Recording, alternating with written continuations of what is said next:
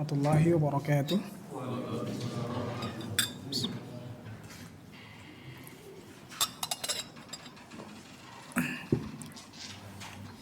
Alhamdulillahi rabbil alamin wa bihi nasta'in ala umuri dunya waddin. Wassalatu wassalamu ala asyrafil anbiya'i wal mursalin wa ala alihi wa ashabihi wa man tabi'ahum bi ihsanin ila yaumiddin. Amma ba'du. Ya ayyuhalladzina amanu taqullaha haqqa tuqatih wa la tamutunna illa wa antum muslimun. Hai orang-orang yang beriman, bertakwalah kepada Allah sebenar-benar takwa dan perjuangkan keislamanmu sampai mati. Islam harga mati. Nah, fa inna asdaqal hadithi kitabullah, sesungguhnya sebenar-benar perkataan adalah kitabullah. Ya, tidak ada perkataan yang paling benar selain kitabullah, yaitu Al-Quran. Wa ahsanal hadi hadi Muhammadin sallallahu alaihi wasallam, sebaik-baik petunjuk adalah petunjuk Muhammad sallallahu alaihi wasallam.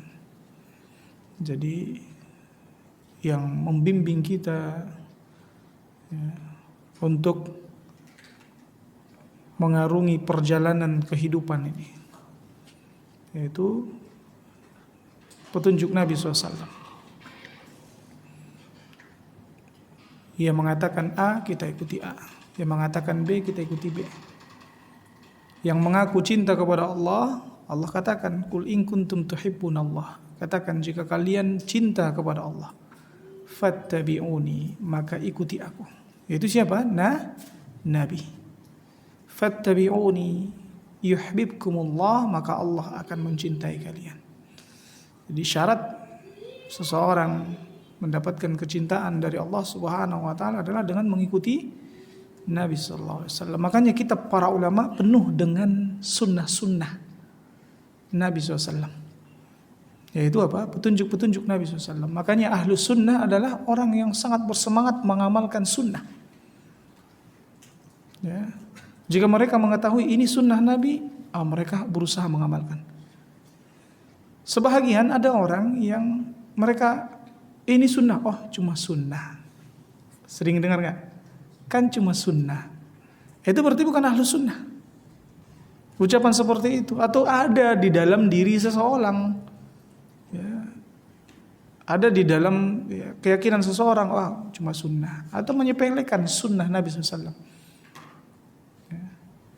Walaupun sunnah yang dia sepelekan di situ adalah perkara yang jika dikerjakan berpahala, jika ditinggalkan tidak berdosa. Tapi terkadang dia melanggar yang makruh. Makruh bagi dia langgar, tapi sunnah dia sepelekan. Ya. Ini kan makruh, dia ngerjain. Terus alasannya apa? Ini kan makruh, nggak apa-apa. Definisi makruh apa? Ya, dibenci jika dikerjakan tidak berdosa. Tapi jika ditinggalkan berpahala. Namun kalau kita katakan memang Allah tidak mengadabmu, tidak menghukummu, tapi Allah benci kepadamu. Ya. Nah, maka sebaik-baik petunjuk adalah petunjuk Muhammad SAW. Dua hal ini yang jika seseorang berpegang teguh dengan keduanya, maka dia tidak akan tersesat selama-lamanya. Ya. Taraktu fikum amrain, kata Rasulullah SAW, aku tinggalkan bagi kalian dua perkara. Ma in tamassaktum bihima, jika kalian benar-benar berpegang teguh dengan keduanya, lan tadillu abada, kalian tidak akan tersesat selama-lamanya. Kitab Allah wa sunnati. Yaitu apa dua perkara tersebut? Kitab Allah dan sunnah Rasulullah SAW. Wa kulla muhdatsatin wa syarrul umuri muhdatsatuha. Selanjutnya Rasulullah SAW mengatakan, dan seburuk-buruk perkara. Memang seperti itu, ya. Gaya penjelasan Al-Quran dan hadis selalu seperti itu. Setelah menyebutkan kebaikan, akan disebutkan keburukan. Karena memang tugas Nabi SAW adalah basyirau wa nadhira, menyampaikan kabar gembira dan memperingatkan. Ada perkara-perkara yang baik yang harus kita kerjakan, kewajiban-kewajiban, dan juga ada perkara-perkara yang harus kita tinggalkan. Kita harus menggapai surga, ini basyirnya. Nadhirnya peringatkan dari neraka. Sehingga perbuatan-perbuatan yang bisa melemparkan seseorang ke dalam neraka diperingatkan oleh Rasulullah SAW. Rasulullah SAW katakan, wa syarrul umuri muhdatsatuha, dan seburuk-buruk perkara adalah yang diada-adakan. Asalnya tidak ada di dalam kitabullah, tidak ada di dalam sunnah Rasulullah, tapi seakan-akan ia ada. Ini namanya diada-adakan. Wa kullu muhdatsatin bid'ah, dan istilahnya Nabi beri bid'ah.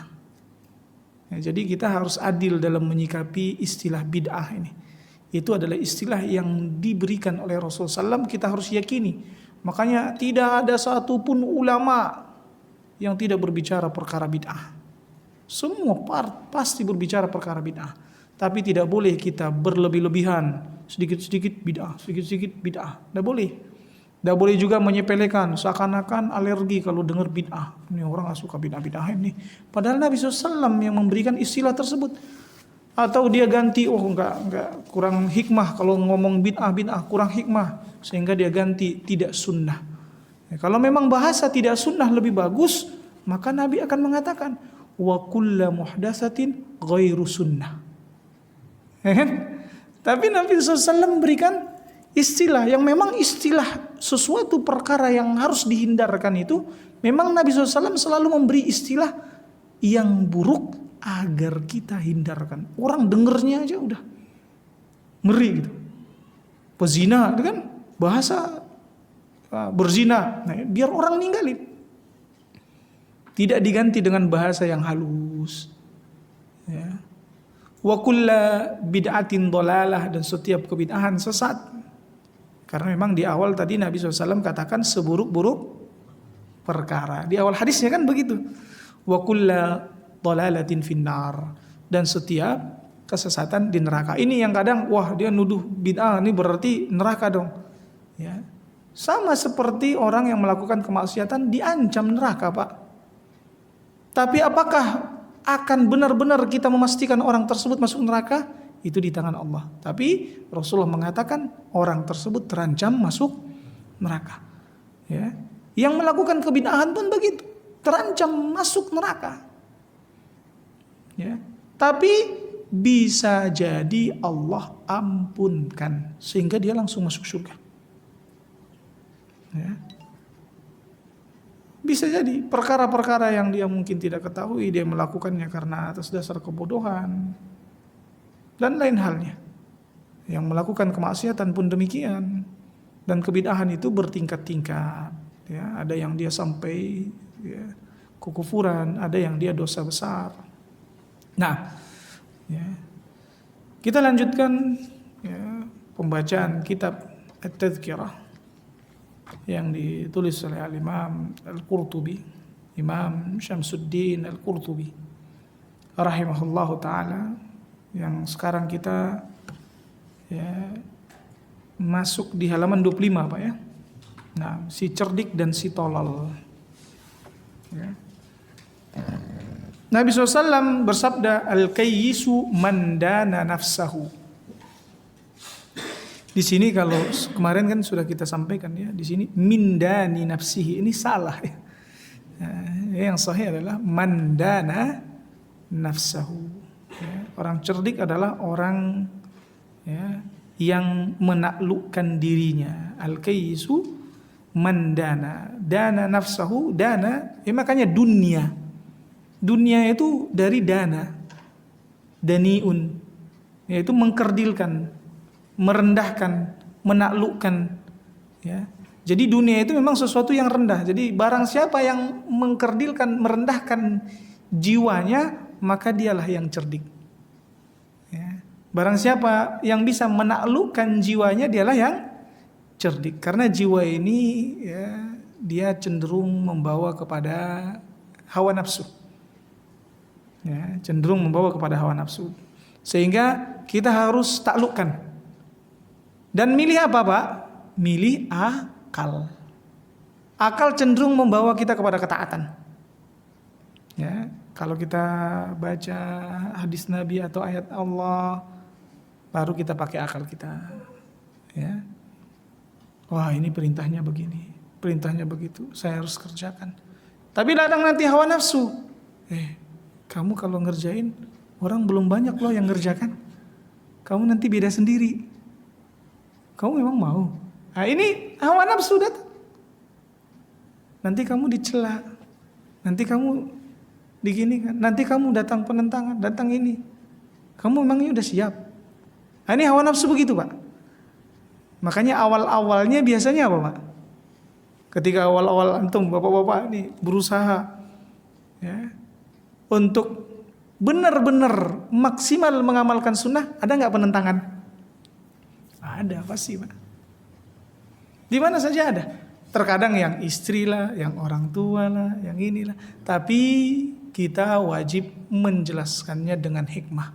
Jangan kita malah marah-marah. Walaupun awalnya dulu kan saking semangatnya main hantam aja semuanya. Ya, Pak Agus ya. Agus ya. Main hantam aja. Ini nggak boleh, ini nggak boleh. Ini nggak benar. Cara seperti itu memang benar. Yang Bapak sampaikan itu adalah kebenaran.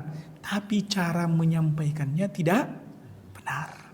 Menyampaikan kebenaran itu juga harus dengan cara yang benar. Waktu yang tepat. Ya. Nah, makanya di sini Nabi SAW katakan al-kayyisu man dana nafsahu, orang cerdik, orang cerdas adalah orang yang bisa menaklukkan dirinya. Kata dana pada hadis ini bisa berarti menghitung, dan ada pula yang mengatakan menaklukkan. Abu Ubaid berkata dana nafsahu artinya menaklukkan dirinya dan memperbudaknya. Jika orang berkata dintuhu adinuhu, ya, artinya aku menaklukkannya. Jadi arti hadis di atas bahwa orang yang cerdik itu adalah orang yang bisa menaklukkan dirinya sehingga mau beribadah kepada Allah. Tadi kita katakan dia ya mengedepankan akalnya yaitu untuk taat kepada Allah Subhanahu wa taala sebagai upaya mempersiapkan diri untuk menjalani kehidupan setelah mati dan bertemu dengan Allah Subhanahu wa taala. Atau bisa juga artinya bahwa orang itu menghitung-hitung dirinya. Ya, apa saja yang telah dia lalaikan dalam usianya dan bersiap-siap untuk menghadapi kesudahan hidupnya dengan cara beramal saleh dan berupaya melepaskan diri dari kesalahan-kesalahannya di masa lalu. Karena kita harus hitung-hitung, waduh, maksiat sekian lama. Maka kita harus kejar untuk menghapuskan kesalahan-kesalahan, maksiat-maksiat yang dulu itu kita harus ya beramal saleh. Karena Nabi SAW katakan al-hasanatu yudhibnas sayyiat, kebaikan itu akan menghapus dosa-dosa. Ya, cara untuk menghapus dosa-dosa kita yang lama itu dengan apa? Beramal. Nah, serta berzikir dan mematuhi Allah Subhanahu wa taala dalam segala perilakunya, dalam segala gerak-geriknya, dalam segala kegiatannya, dia taat kepada Allah. Bahkan untuk masuk ke toilet pun dia nggak berani mendahulukan kaki kanan. Dia dahulukan kaki kirinya. Karena apa? Dia harus taat. Untuk masuk toilet pun harus taat. Sebelumnya pun dia baca zikir. Keluar dari situ dia nggak berani mendahulukan kaki kirinya, tapi dia dahulukan kaki kanannya. Saking taatnya sama Allah Subhanahu wa taala. Untuk mau tidur dia nggak berani menghadap ke kiri. Ya, dia nggak berani. Ini bagian rusuk kirinya, dia tidur di atas rusuk kirinya, tapi dia tidur di atas rusuk kanannya, menghadap ke kanan. Ya. Jadi saking apa? Berusaha taat kepada Allah Subhanahu wa taala dalam setiap kegiatannya. Ya. Bahkan dia berjalan, dia berupaya berzikir. Nah, seperti itu ikhwafillah azanillahu wa iyyakum jami'an. Inilah bekal sebenarnya untuk menyongsong hari berpulang, yaumul ma'ad. Kalau kita ingin ya, memiliki bekal yang banyak ketika nanti berada di kampung halaman, yaitu kampung akhirat, ya, maka ya, dari sekarang kita beramal sebanyak-banyaknya. Adapun orang yang tolol adalah lawan orang yang cerdik. Orang cerdik disebut al-kayyis dan orang tolol disebut al-ajiz ya. Ya. Bukan al-ajiz tapi al-ajiz, jim, bukan ajiz, bukan zai, tapi jim dengan zai, ajizun. Ya. Yakni orang yang lalai dalam mengurus segala urusannya. Kendati pun lalai dalam mematuhi Tuhannya. Ya, bahkan memperuntukkan syahwat-syahwat, memperturutkan syahwat-syahwat nafsunya. Namun dalam kondisi seperti itu ia mengharap Allah untuk tetap mengampuninya. Inilah yang disebut terperdaya. Dia banyak bermaksiat terus mengatakan kan Allah Maha Pengampun. Kan Allah Maha luas kasih sayangnya. Tapi terus bermaksiat. Ini namanya orangnya terperdaya, tertipu. Ya. Jadi memang benar Allah Subhanahu wa taala Maha Pengampun, benar. Allah Subhanahu wa taala Maha besar kasih sayangnya, tapi jangan lupakan bahwasanya Allah juga memiliki azab yang sangat pedih. Ini dia ingatnya Allah Maha kasih sayang, Maha besar ampunannya, terus bermaksiat. Lupa dia kalau Allah juga Maha dahsyat azabnya. Maka ini harus diselaraskan, Pak. Ya, dalam keseharian kita, kehidupan kita harus diselaraskan, seimbangkan antara roja, harapan akan ampunan, dan khauf, rasa takut terhadap siksaan. Dan itu kita melaksanakannya dibarengi kecintaan. Inilah yang disebut dengan terperdaya, karena sesungguhnya Allah telah memberi perintah dan larangan sebagai dua hal yang harus dipatuhi sekaligus. Ya. Jadi Allah juga Maha bijaksana, Maha adil. Ya. Benar Allah Subhanahu wa taala memiliki kasih sayang yang sangat luas, namun Allah sudah menetapkan bahwa yang melaksanakan perintah Allah berikan atau janjikan surga, yang melanggar Allah ancam neraka. Allah tidak pernah mengingkari janji. Ya. Nah, Al-Hasan Al-Basri mengemukakan sesungguhnya ada suatu kaum yang lalai dikarenakan angan-angan mereka, sampai mereka keluar dari dunia ini tanpa memiliki satupun kebaikan. Lalu salah seorang dari mereka berkata, sesungguhnya aku berbaik sangka kepada Tuhanku. Katanya, aku berbaik sangka Allah akan mengampuniku, Allah akan memberikan kasih sayangnya kepadaku. Tapi dia tetap terus bermaksiat. Sebenarnya ungkapannya itu dusta. Seandainya memang dia berbaik sangka, tentu dia melakukan amal yang baik. Kalau dia berbaik sangka kepada Allah, harusnya kan dia berbaik sangka bahwa yang Allah takdirkan untuknya apa? Kebaikan. Ini baru berbaik sangka kepada Allah.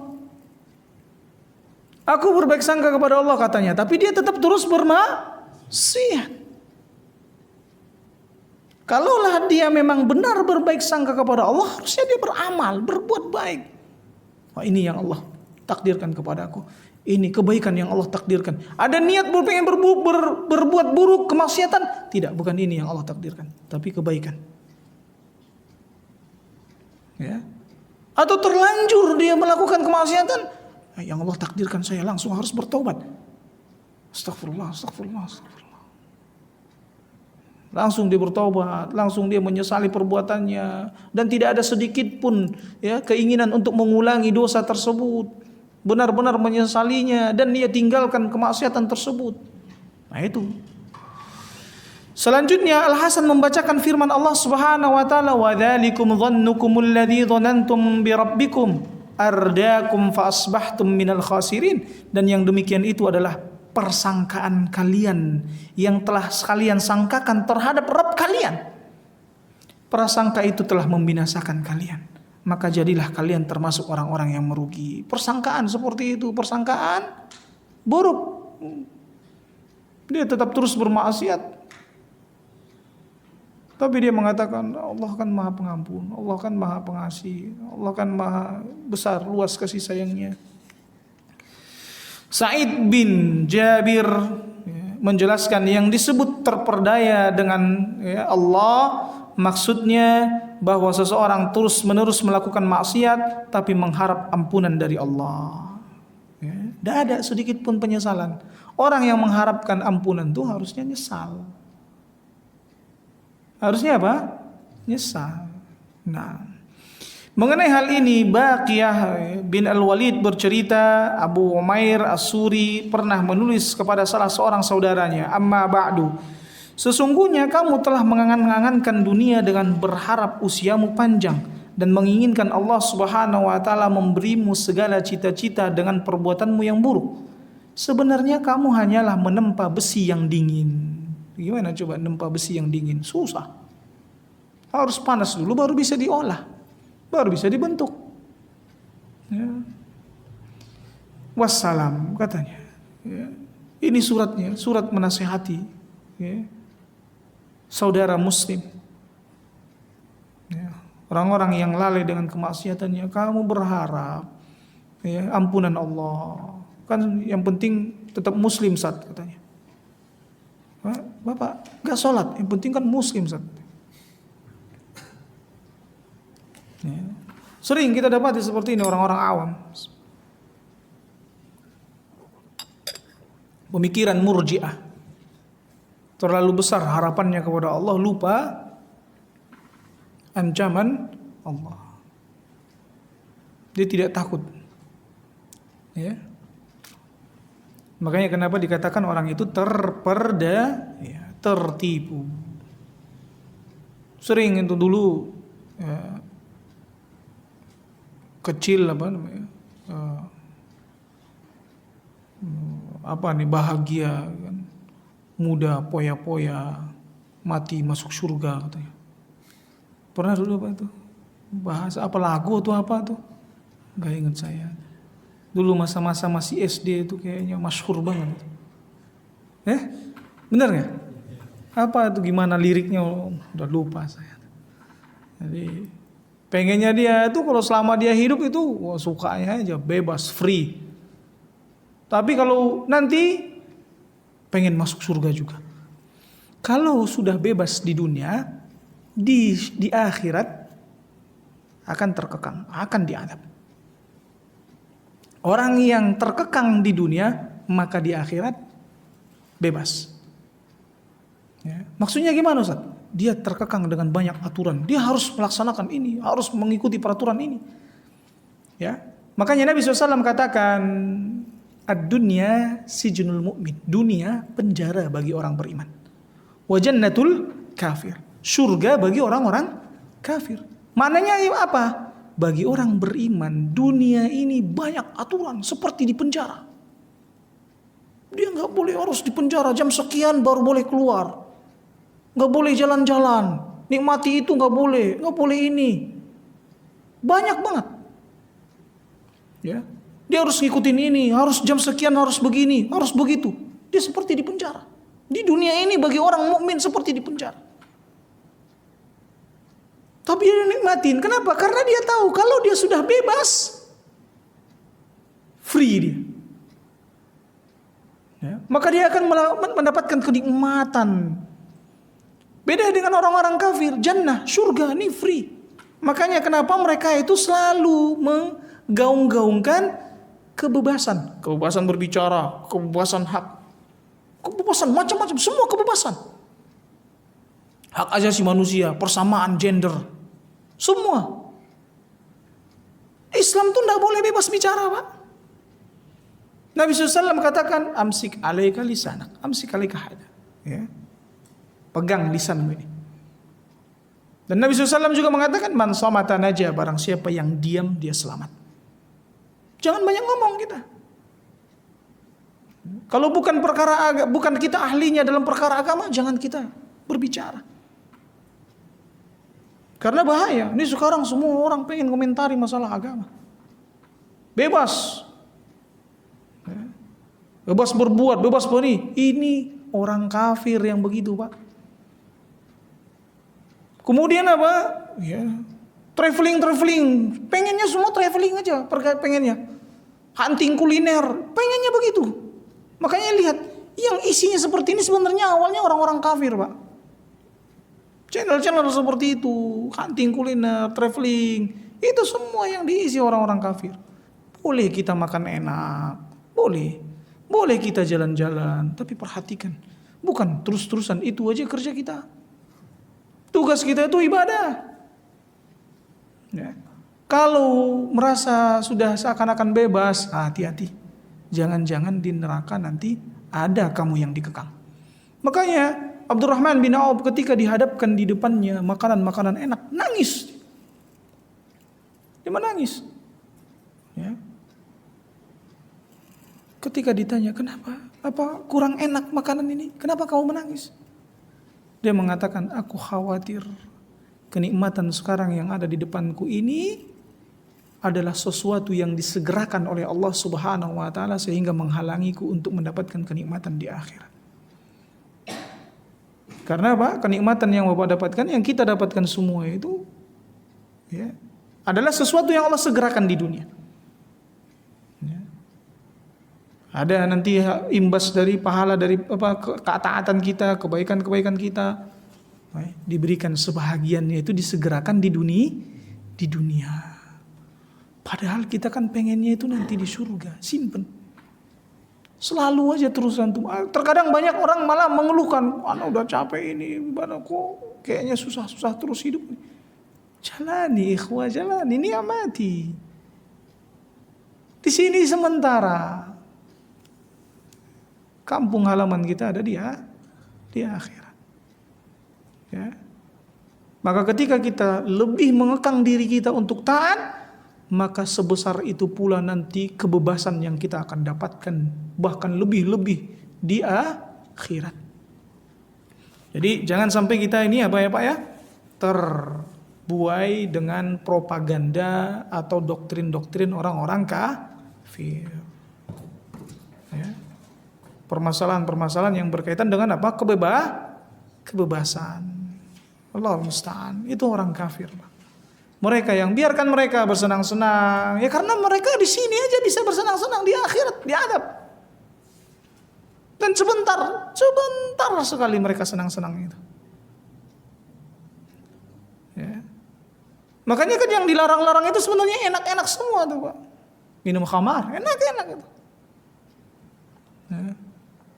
Berzina, kalau dia bisa berzina banyak wanita kan enak buat dia tuh kan. Bisa punya wanita begini di mana-mana aja bisa. Enak buat dia itu. Tapi nanti dia akan diharamkan dari memiliki banyak bidadari.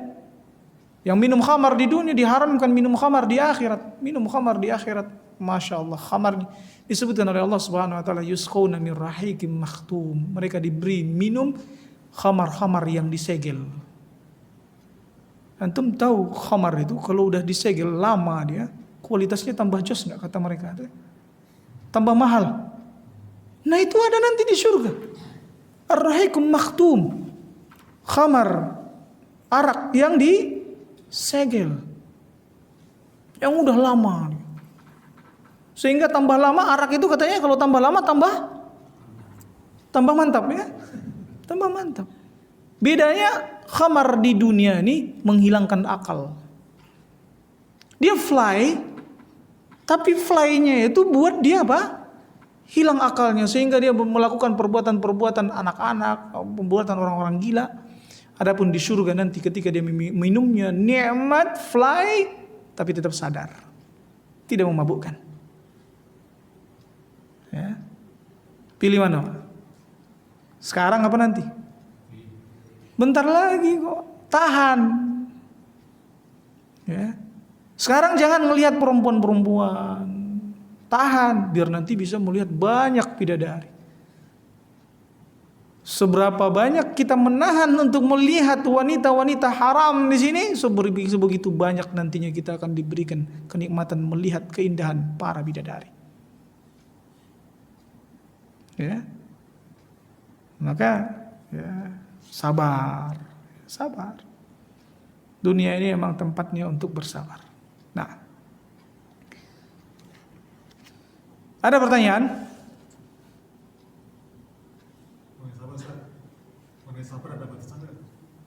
Batasan sabar. Pahala sabar ada nggak batasannya? Nggak ada. Maka sabar itu pun tidak ada batasannya. Sampai mati harus sabar. Karena memang pahala sabar, innama yuwaffas sabiruna ajrahum bighairi hisab, kata Allah Subhanahu wa taala, sungguhnya disiapkan pahala bagi orang-orang yang bersabar pahala yang tak terhingga. Sehingga karena memang kita untuk bersabar itu nggak boleh ada udah habis kesabaran anak nih. Berarti nggak sabar. Udah habis batas kesabaran saya. Berarti nggak sabar. Karena nggak ada batasannya. Sabar itu terus sampai mati. Batasnya cuma mati. Kalau mati udah nggak perlu lagi sabar. Udah habis. Bismillah. Sama dengan minum juga, Pak. Ya, kita sabar. Sebagian saya perhatikan karena dia habis makan tangannya kotor.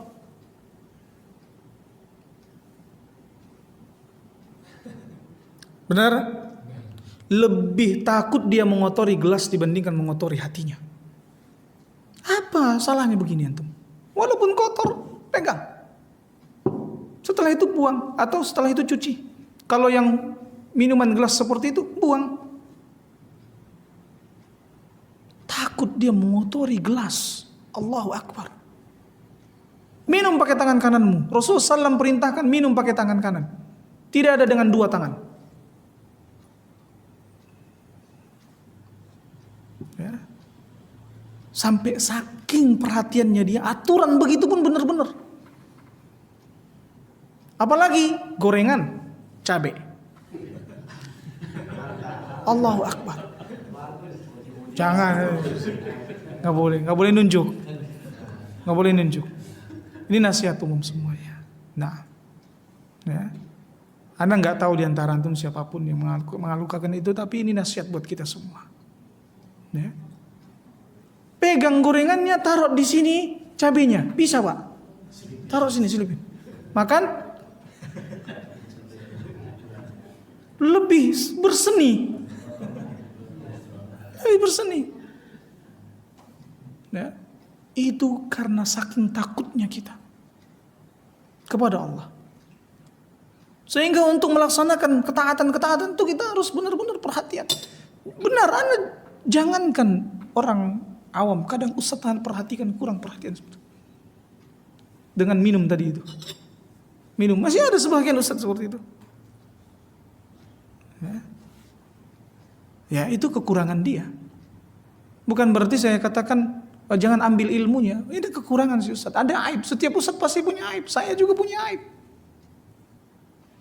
Tentang memakai sendal, kurang hati-hati. Kadang yang penting pakai, yang terkadang duluan kiri, dia nggak peduli.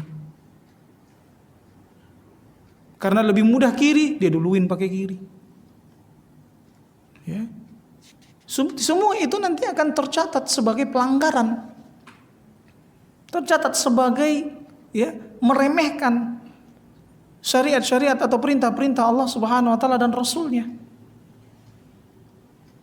Nah, apakah sampai seperti itu Ustaz? Naam. Kita harus benar-benar perhatikan seperti itu. Ya. Nah, ada pertanyaan lain? Ya, silakan Pak Gus. Mengenai bid'ah itu, keterangan bid'ah itu bentuknya ada sahih apa-apa. Soalnya kata tetangga sebelah, mereka saya lihat di YouTube, doib.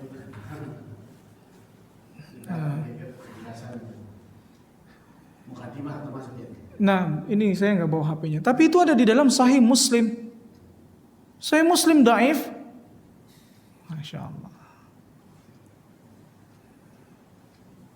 Kalau yang saya sampaikan tadi diriwayatkan oleh Imam At-Tirmidzi dan derajat hadisnya hasan.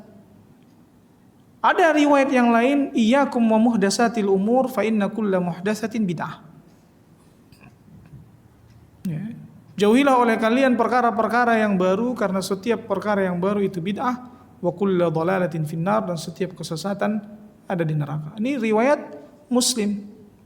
Kalau tadi fa inna asdaqal hadithi kitabullah wa ahsanal hadi hadi Muhammad sallallahu alaihi wasallam diriwayatkan oleh Imam At-Tirmidzi. Lafaznya berbeda. Namun riwayatnya hasan. Dan ada yang diriwayatkan oleh Imam Muslim. Sahih, Pak. Kalau dia berani mengatakan dhaif riwayat Muslim, yang tidak berani para ulama. Sangat banyak sekali para ulama yang sudah merekomendasikan Bukhari dan Muslim sebagai dua buku tersahih setelah Al-Quran. Dua kitab tersahih. Nah, ada pertanyaan lain?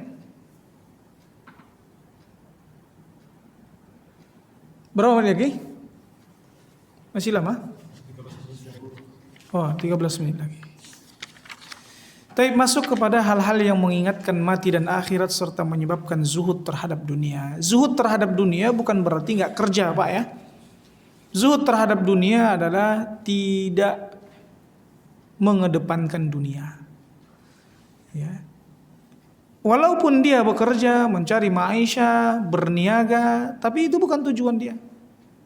Dia tidak mengedepankan itu. Itu hanya dia jadikan sebagai wasilah, tangga untuk mendapatkan akhirat, surga. Kadang kita perhatikan ada orang pakaiannya compang-camping, mulung, maaf ya, terdengar suara adzan, tapi apa? Enggak ke masjid. Ini orang tidak zuhud. Tapi ada owner sebuah perusahaan, penghasilan per hari ratusan juta, bukan per bulan ya, per hari. Ratusan juta, terdengar adzan, berangkat ke masjid, zuhud. Bahkan karyawan-karyawannya dia perintahkan untuk salat di masjid 5 waktu, dia adakan kajian di perusahaannya. Ini adalah orang-orang yang zuhud. Berarti mereka menjadikan dunia yang mereka miliki untuk apa? Batu loncatan mendapatkan surga. Mendapatkan akhirat. Jadi Al-Imam Muslim telah meriwayatkan dari Abu Hurairah radhiyallahu anhu, dia berkata, Nabi SAW pernah berziarah ke kubur ibundanya. Tiba-tiba beliau menangis dan membuat orang-orang di sekelilingnya ikut menangis. Beliau SAW bersabda, aku telah meminta izin kepada Rabbku untuk memohonkan ampun untuk ibuku, tetapi tidak diizinkan. Dan aku telah meminta izin untuk menziarahi kuburnya, maka Allah mengizinkan aku. Maka dari itu berziarah kuburlah kalian, karena ziarah kubur itu mengingatkan mati. Ingat, tujuan ziarah kuburnya adalah untuk mengingat mati, bukan ngelap berkah. Ya. Nah, ya, karena Nabi jelas katakan, karena ziarah kubur itu mengingatkan mati. Jadi boleh ziarah kubur mana aja. Tidak harus kuburan Nabi, tidak harus kuburan orang-orang wali-wali. Ya. Kuburan mana saja. Dan bayangkan seakan-akan kau dipandu, dimasukkan ke dalam liang lahat, terasa tanah-tanah itu di tubuhmu. Rasakan itu, bayangkan. Antum bakal menangis. Ya. Nah, dan Ibnu Majah meriwayatkan dari Ibnu Mas'ud bahwa Rasulullah SAW bersabda, kuntu nahaitukum an ziyaratil qubur fazuruha fa innaha tuzahidu fid dunya wa tudzakkirul akhirah. Aku pernah melarang kalian untuk menziarahi kubur. Awal-awal dulu, kenapa dilarang oleh Nabi SAW? Karena kebiasaan orang-orang Quraisy, orang-orang kafir dahulu itu mengkeramatkan kuburan. Sehingga Nabi SAW melarang. Tidak boleh ziarah kubur. Setelah mereka mulai mengetahui, ya, mulai kuat keimanannya, tauhidnya kepada Allah, setelah itu maka Nabi SAW pun perintahkan, maka ziarahilah sekarang. Sekarang boleh. Ya, karena menziarahi kubur itu menyebabkan kita zuhud terhadap dunia dan mengingatkan akhir. Ingat tujuannya apa? Mengingatkan kita zuhud terhadap dunia. Ini bakalan nanti jadi rumah saya yang sekarang saya bangun itu untuk apa? Untuk bermegah-megahan, apakah untuk saing-saingan sama tetangga, apakah hanya karena panas tetangga bangun, saya bangun lagi, saya tinggiin lagi. Kalau kita berapa rumah tangga, istri, anak 3, kira-kira cukupnya seberapa? Ini kamar sampai berlebih-lebihan. Ketahuilah kamar yang berlebih-lebihan tersebut akan dihuni oleh syaitan. Kalau enggak tempat kasurnya itu enggak ditinggikan, enggak dilipat. tetap aja terpampang seperti itu, tidak ada yang menempati, maka yang menempati adalah syaitan, jin. Ya. Kecuali ada khusus kamar tamu. Nah, ini kamar tamu nanti. Namun nanti harus sering-sering datang bersihkan. Ya. Nah, kamar tamu sampai 4, 2, 3, ada kan bah. Nah, kadang beli rumah sini, rumah sana, rumah sini, tidak ada yang ditempati. Padahal saudara-saudaranya, ikhwah-ikhwahnya banyak yang ngontrak, susah buat bayar kontrakan. Suruh tempati. Dulu awal-awal Nabi SAW di Madinah, orang-orang yang punya tanah tidak boleh nggak dikelola. Semua harus dikelola. Dan nggak boleh disewakan. Kalau kamu nggak bisa ngelolanya, kasihkan ke saudaramu. Dia yang mengelolanya. Bukan dikasih tanahnya, enggak, tapi untuk dikelola. Ya, nggak boleh sewa. Awal-awal dulu tuh nggak boleh disewa. Jadi yang punya banyak lahan, mereka harus kelola. Nggak kuat, terlalu banyak. Saya juga punya aset di sana, punya aset di situ. Ya udah kalau begitu buat kamu coba iniin ke sana, iniin ke sini. Kamu yang ngerjain. Ya, kamu kerjain aja itu. Hasilnya buat kamu. Nggak boleh disewa. Setelah mulai perekonomian kaum muslimin membaik, maka ini diantara cara Nabi SAW memperbaiki perekonomian adalah dengan berladang. Berladang ikhwah. Ya. Karena Allah Subhanahu wa taala turunkan rezeki itu dari mana? Langit, bumi. Langit dengan apa? Hujannya, kemudian membasahi bumi, kemudian tumbuh dari dalam bumi, pepohonan apa semuanya. Yang kerja-kerja di kantoran itu kan sebenarnya pengen untuk mengelola ini, hasil-hasil bumi itu. Ada nanti yang dikelola, ya, perdagangan ini, perdagangan itu. Besi itu dari dalam bumi juga. Besi, emas, apa semua dari dalam bumi. Makanya miliki tanah, miliki tanah, kelola. Ya. Makanya umat yang berupaya memperluas di bagian ini, mereka mulai upgrade terus dalam pertanian, upgrade peternakan, upgrade terus, mereka akan menjadi umat yang lebih sejahtera dalam bagian dunia, perkara dunianya. Ya. Walaupun tentunya kita tidak boleh terlalu fokus terhadap perkara tersebut. Nabi SAW memang benar perintahkan mereka untuk profesional dalam bekerja. Ya. Namun jangan terlalu fokus, biarin aja orang-orang kafir yang fokus seperti itu. Tapi kita menguasai mereka. Khaybar dahulu lebih bagus kualitas kurmanya dibandingkan Madinah. Khaybar, orang-orang Yahudi. Ya, orang-orang Yahudi dari dulu. Dari dulu mereka itu menguasai pertanian, peternakan, dan teknologinya lebih canggih. Nah, namun setelah itu dikuasai oleh Nabi SAW dan kaum muslimin Khaybar. Dikuasai. Nah, jadi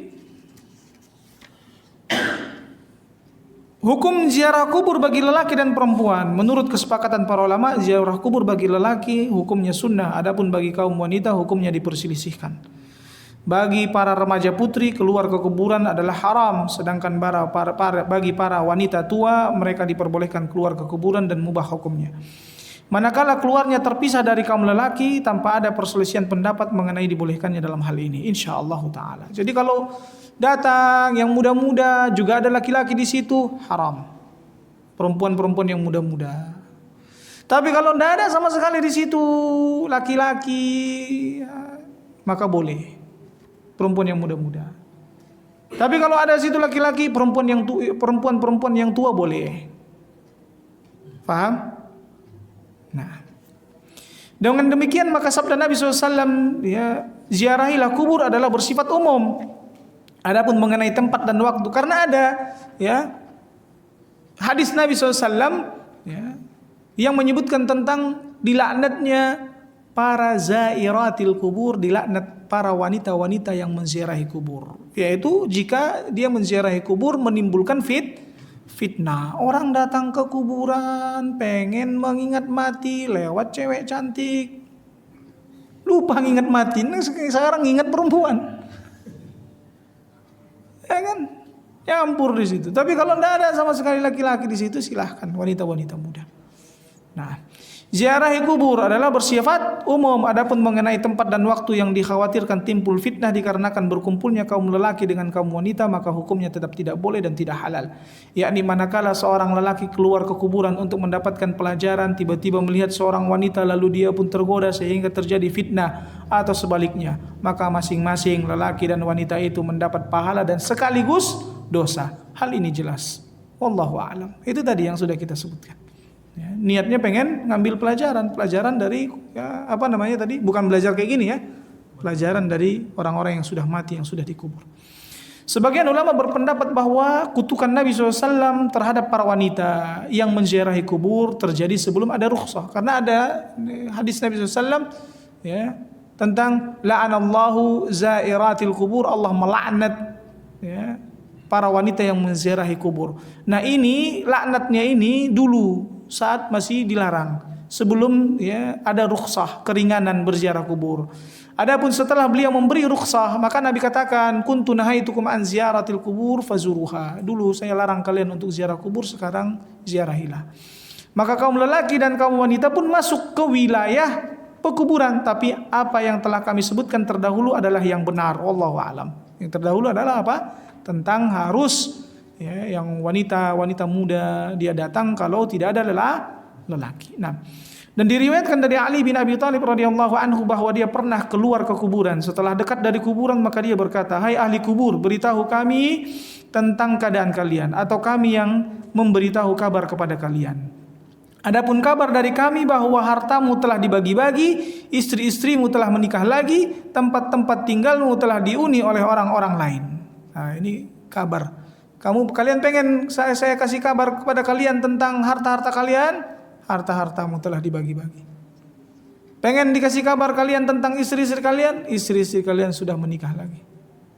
Pengen kalian dikasih kabar tentang rumah-rumah kalian? Rumah-rumah kalian sudah dihuni oleh orang lain. Dan itu banyak sekali yang terjadi. Ya. Kemudian Ali berkata, demi Allah, andaikan mereka bisa berbicara, niscaya mereka berkata, kami tidak melihat bekal yang lebih baik daripada takwa. Jadi kalau seandainya orang-orang yang di dalam kubur itu bisa memberi kabar tentang mereka, mereka mengatakan, gak ada bekal kami, harta kami tinggal semua, istri kami melupakan kami. Kalau dia udah nikah lagi, gak boleh dia lagi mengingat suaminya yang lama. Itu udah menjadi terputus hubungan, walaupun dia ditinggal meninggal.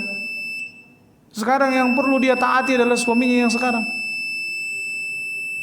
Abu Al-Ata'iyah ya, pernah bertutur indah dalam syairnya, sungguh menakjubkan apabila manusia memikirkan, mengoreksi diri dan menghitung-hitung kesalahan, sadar diri penuh pemahaman, dan niscaya mereka tinggalkan dunia, menyeberang ke negeri lainnya, bukanlah dunia ini bagi mereka. Ya, bukankah dunia ini bagi mereka sekedar jembatan menuju ke sana. Tiada kemuliaan yang patut dibangga selain kemuliaan orang yang takwa. Esok saat berkumpul mereka di padang mahsyar yang perkasa, hendaklah manusia sekalian menyadari benar tentang kenyataan bahwa takwa dan kebajikan adalah sebaik-baik harta simpanan. Nah, ya. Ada pertanyaan? Ya, subhanakallahumma wa bihamdik, asyhadu an la ilaha illa anta, astaghfiruka wa atubu ilaik. Wassalamualaikum warahmatullahi wabarakatuh.